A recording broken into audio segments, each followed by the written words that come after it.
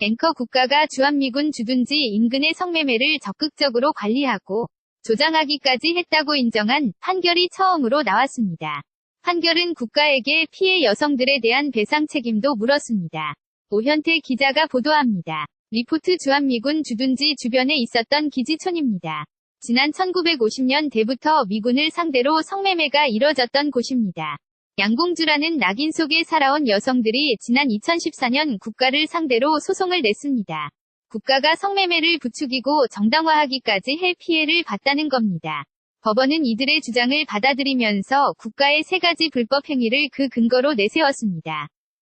불법적인 기지촌 조성과 운영, 조직적인 성병 관리, 그리고 성매매 정당화입니다.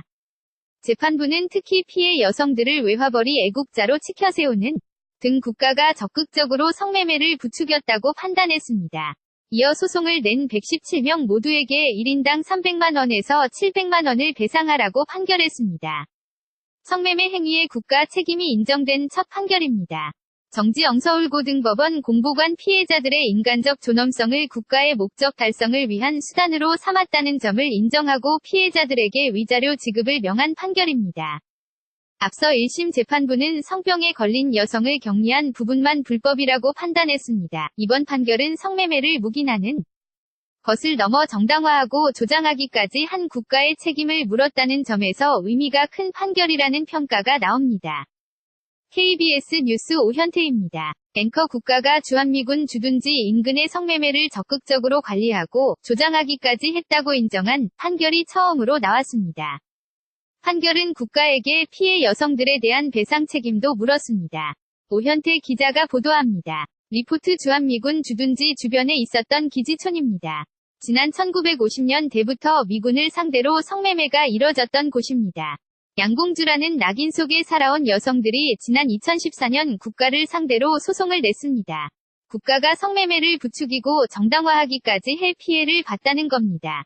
법원은 이들의 주장을 받아들이면서 국가의 3가지 불법 행위를 그 근거로 내세웠습니다. 불법적인 기지촌 조성과 운영, 조직적인 성병 관리, 그리고 성매매 정당화입니다.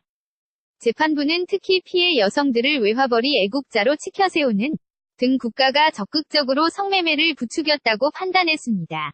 이어 소송을 낸 117명 모두에게 1인당 300만 원에서 700만 원을 배상하라고 판결했습니다. 성매매 행위의 국가 책임이 인정된 첫 판결입니다. 정지영 서울고등법원 공보관 피해자들의 인간적 존엄성을 국가의 목적 달성을 위한 수단으로 삼았다는 점을 인정하고 피해자들에게 위자료 지급을 명한 판결입니다. 앞서 1심 재판부는 성병에 걸린 여성을 격리한 부분만 불법이라고 판단했습니다. 이번 판결은 성매매를 묵인하는 것을 넘어 정당화하고 조장하기까지 한 국가의 책임을 물었다는 점에서 의미가 큰 판결이라는 평가가 나옵니다. KBS 뉴스 오현태입니다.